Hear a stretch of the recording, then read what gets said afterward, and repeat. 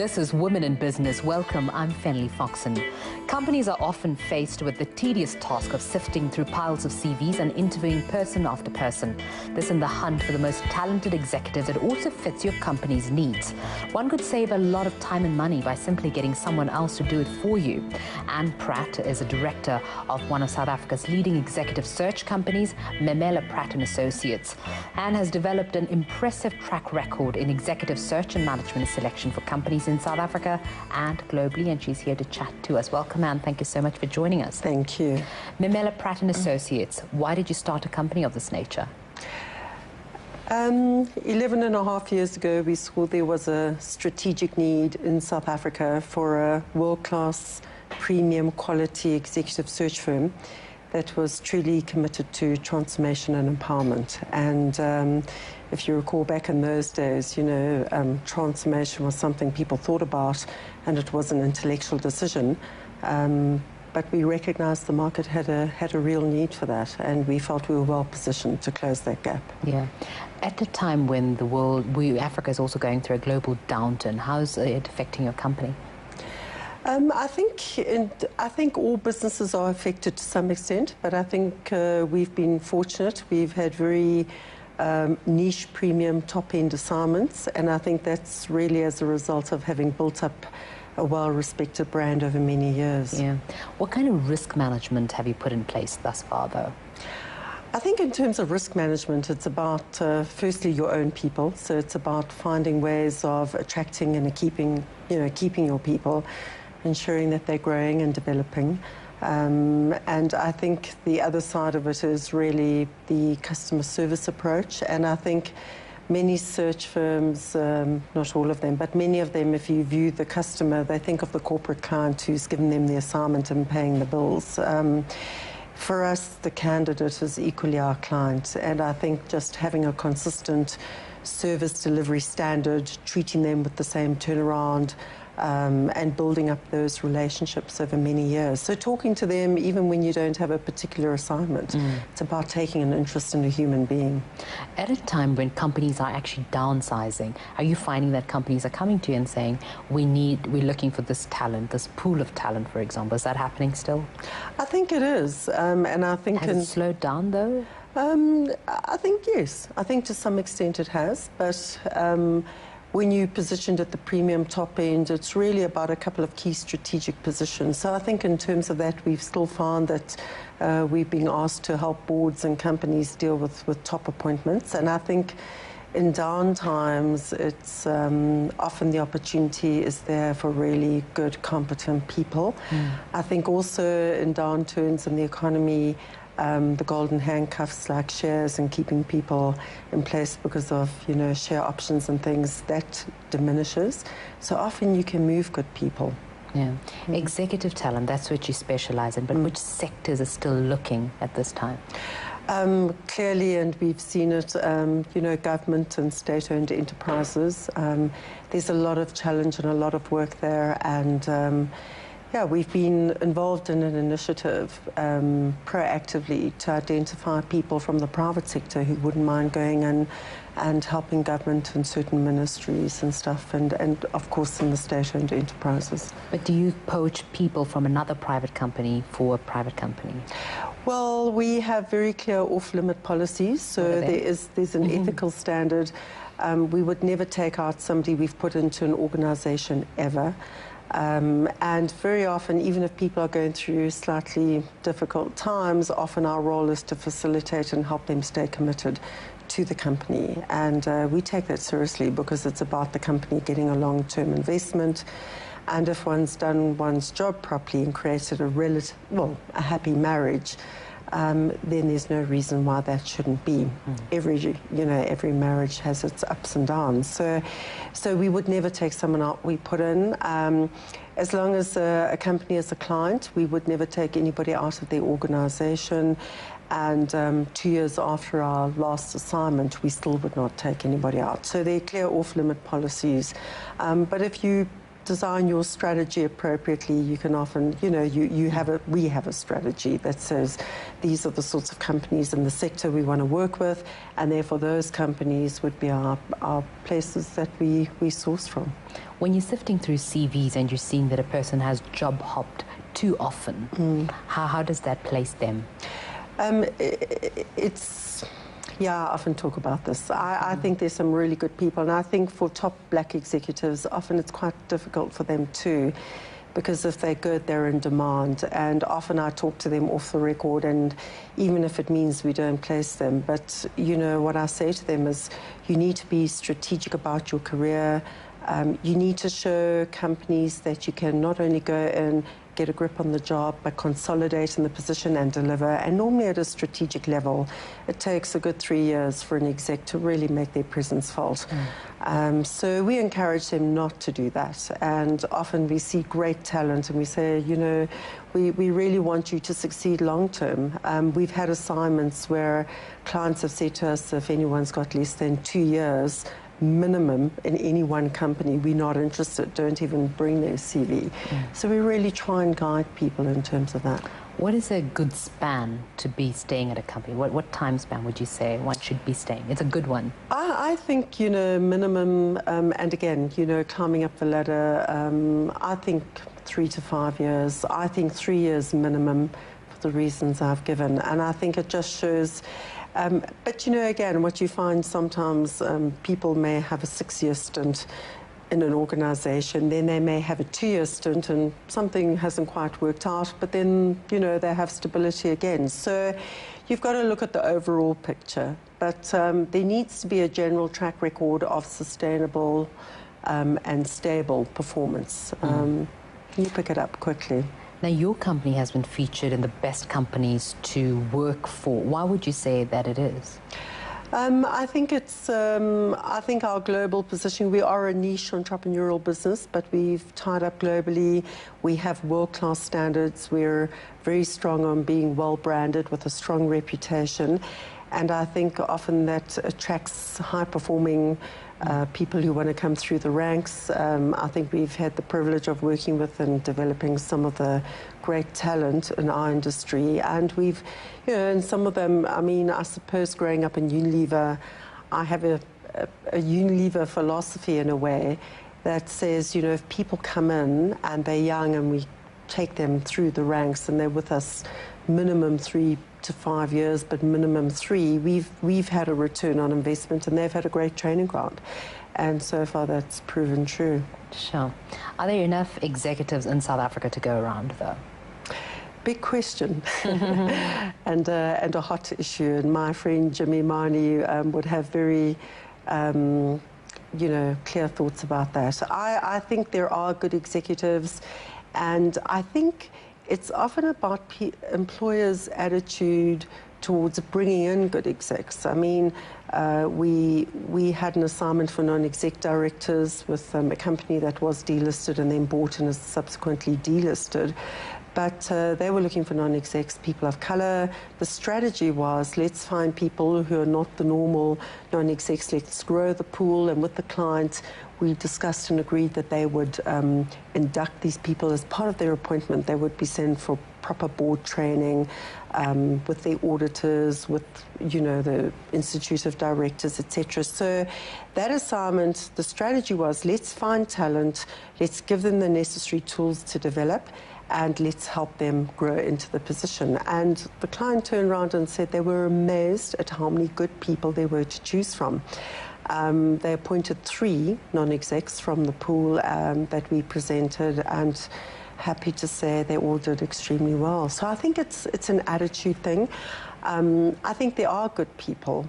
And I think South Africa has a lot of anomalies at the moment, because at the same time there's this kind of frustration of mediocrity and service delivery. I mean, we see it manifested, you know, in townships, many ways. So, yeah. Would you say Jimmy Emmanuel would disagree with your point of view, though?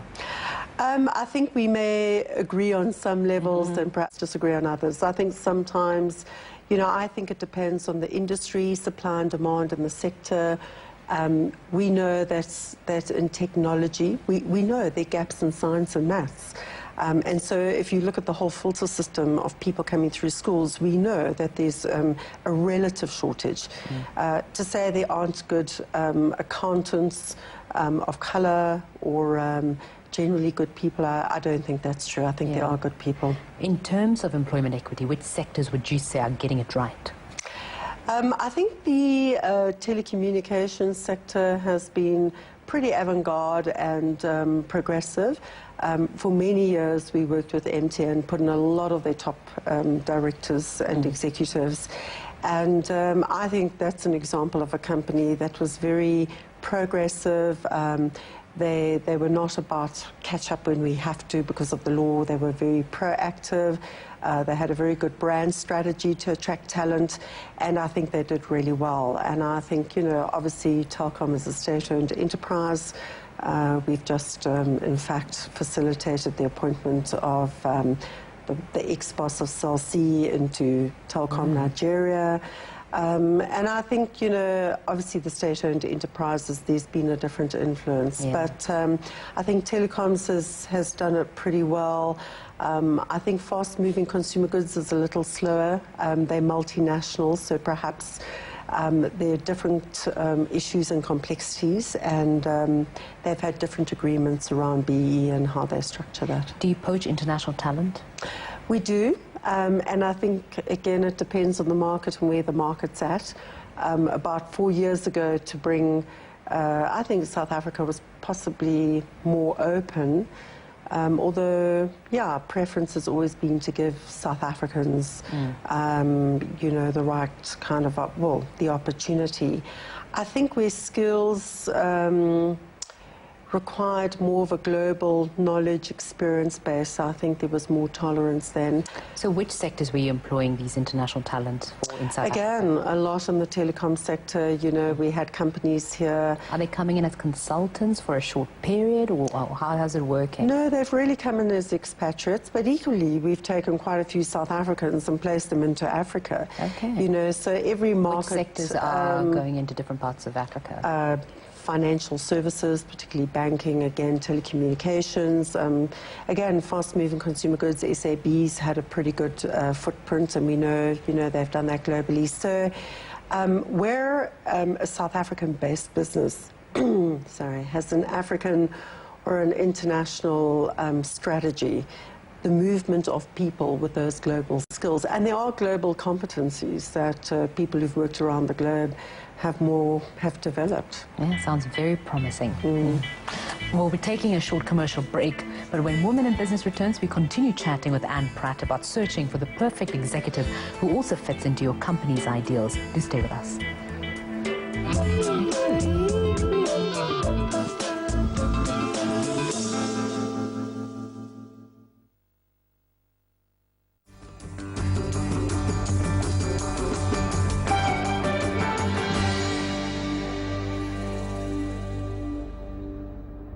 In the November issue of Destiny Man, Kosatu Zwelinzima Favi on politics, priorities, and President Zuma achieve business success in 10,000 hours. Make choices that affirm your power in business, life, and love. Businessmen hooked on extreme sports. Plus, visit the new daily sports section on destinyman.com. Destiny Man. Bold, distinguished. You. On sale now. Metropolitan, cosmopolitan, and quite of vibes. Afrocentric, Eurocentric, with a splash of California. Big ideas, perfect locations for movie making situations. This is the true film capital of Africa. The place of big ideas and perfect locations all in one place. Gauteng, Gauteng.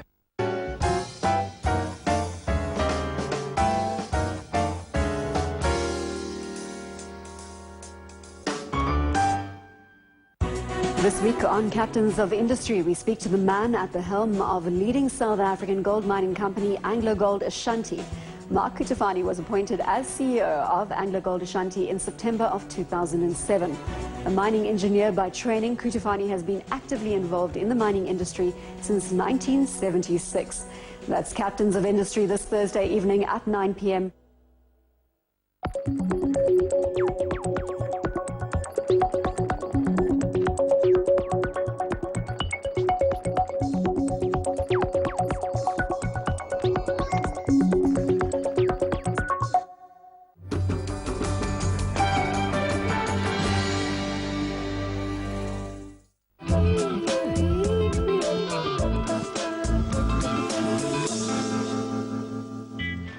Welcome back to Women in Business, where we're chatting with Pratt, multi-award-winning businesswoman and director of one of South Africa's leading executive search companies, Pratt and Associates. And once again, absolute pleasure. Take us through where your career started. I was recruited from university into Lever Brothers, Unilever, and had a 6-year, 3 months short of 6 years with them in Durban. In consumer marketing.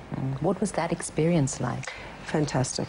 I'm still very close to a lot of my ex-Unilever colleagues, still in touch with some of my ex-bosses, and somebody once said to me in Lever Brothers, you won't truly fully appreciate the value until after you've left, and I think that's been true. But what legacy did you leave behind for Unilever?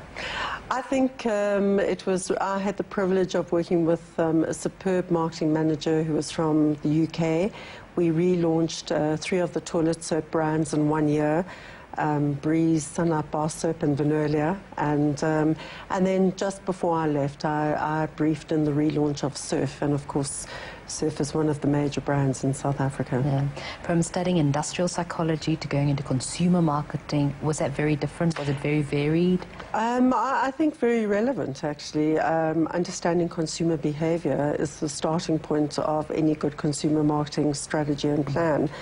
I think also majoring in economics gave me a sort of broad macro market perspective. So yeah, I think that was well placed. Yeah, and then you joined an advertising agency in 1998 as client service director, which is completely different. Although it's more into with human relations. Yeah. Yeah, I think there was a natural transition in marketing. You know, advertising is one of the key elements of the mix. And in fact, I was approached by somebody who'd been a client service director working with us when I was at Lever Brothers. And I must say the real culture shock there was perhaps moving from consumer marketing into retail marketing. The pace is very different. Yeah, so, and fantastic is it faster? Training. Much faster. Why? Why is it like that, though? Well, you know, retail just, you know, has an incredible pulse and pace about it. And, you know, I remember initially it was quite tough and challenging. You know, it was almost like, well, you know, we know you come from this rather academic approach to marketing in Lever Brothers and Unilever, and, you know, retailers are very practical. It's about getting things done. It's about getting feet in store and people through the tills. And yeah, so, you know, going from in Levers, we'd probably brief in a new advertising campaign, and perhaps from 6 months from initial brief to having gone through the pilot research, and then going on air was perhaps a six-month lead time. In retail, obviously, once the concept was approved, I mean, we were getting briefs at 8 in the morning, scripts by 10, product changes by 2, in studio by 5, and on air by 7, and we were doing that 4 times a week. So that changed gear. Pace, yeah. What attributes do you think, that enabled you to adapt from consumer marketing into going into client services? I think it's my passion for learning. I think it's my determination. I have a resilience. I think growing up, and we all have, each person has a story to tell, but I think, you know, having gone through some adversity as a child and come through it and just seeing how one can turn adversity into opportunity. And then I think, as I said, sheer determination, you know. The retailers gave me quite a hard time, but I'm happy to say by the time, well, within a year, we had a really good relationship. By the time I left, we had a, you know, fantastic relationship. They had respect for you, basically. Yeah. What adversities are you talking about? I think like many people today, I think family... Give us an example of something that happened. Well, you know, I think family challenges, growing up in a divorced family and with parents who had their own points of view and difference. And I think, you know, sometimes as child, you muddle your way through that. But I'm happy to say, you know, and I think it was tough. I think, you know... How old were you? I was, it was really growing up between, say, 10 and 12. I went to boarding school at 13. Sure, you cemented the capability to adapt at that age. Yeah, and I think my mother, and I love and adore her. In fact, I saw her this last weekend. She was a tough taskmaster, very high standards, and I think that has a plus and a minus. You know, it set world-class standards and those kinds of benchmarks, but at times it was tough to live up to them. Yeah. Did you find that at that age you decided, this is how my life is going to be, this is how I'm going to live out my life? Did you make that kind of decision? Did you articulate those thoughts? I think I did. I think I made a lot of those decisions. I think I was also greatly influenced. I came from a very strong maternal family of career women. My grandmother was a highly qualified woman, degreed, worked in the town planning department, a remarkable woman. My mother also very highly educated, great career in medical education. And I think, so I had a lot of wonderful women role models. In fact, this last week I've recently been down to Pietermaritzburg to just pay tribute to my ex-headmistress who sadly passed on.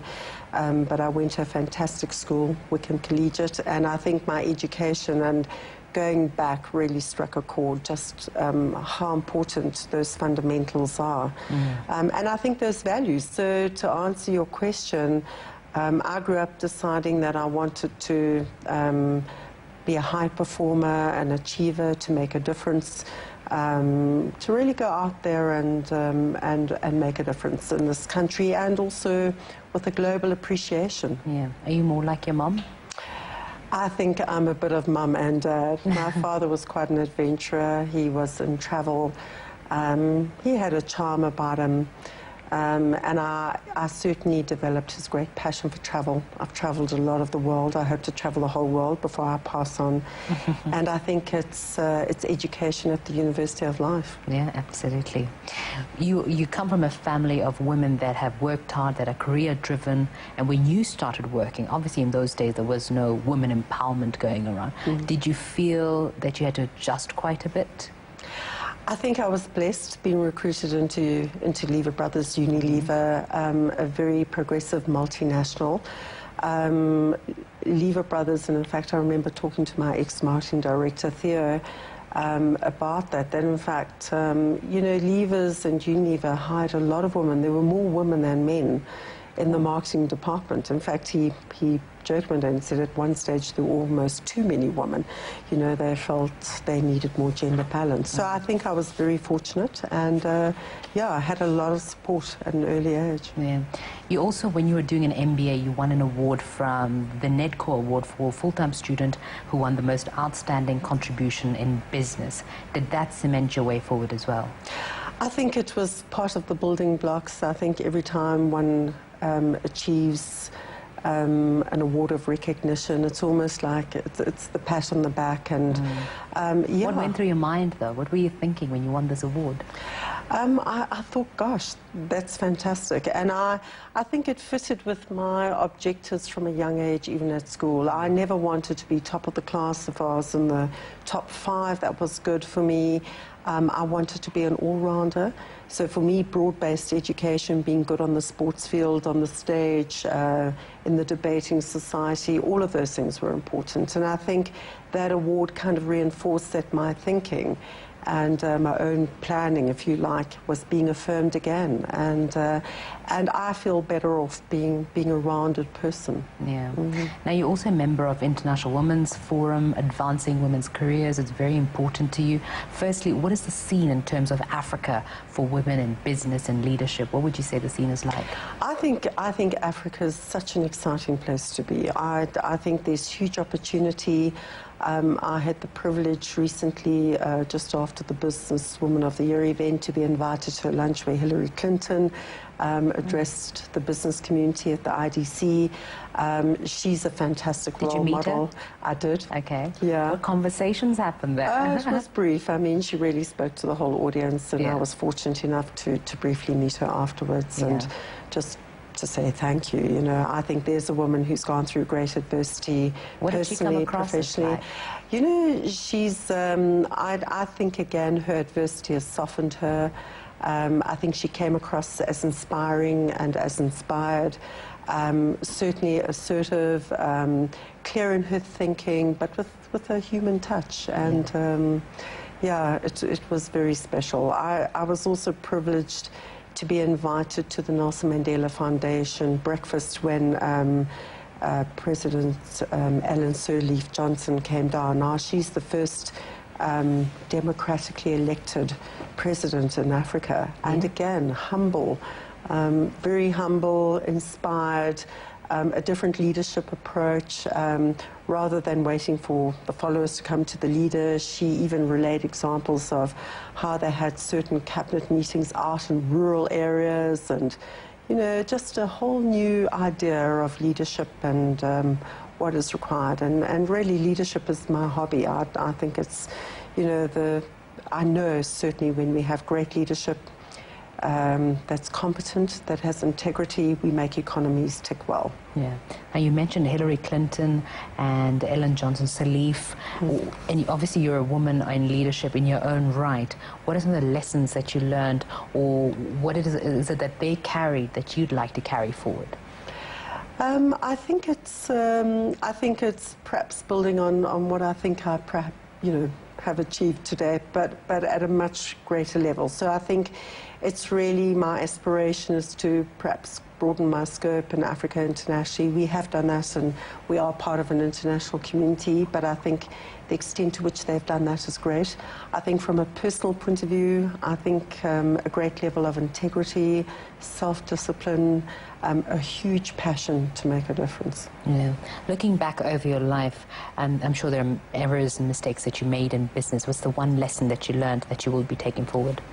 I think the biggest lesson I've learned has been to walk into high reputation organizations and necessarily trust I'm getting the right advice, A, from a kind of competence point of view, and B, from an integrity point of view.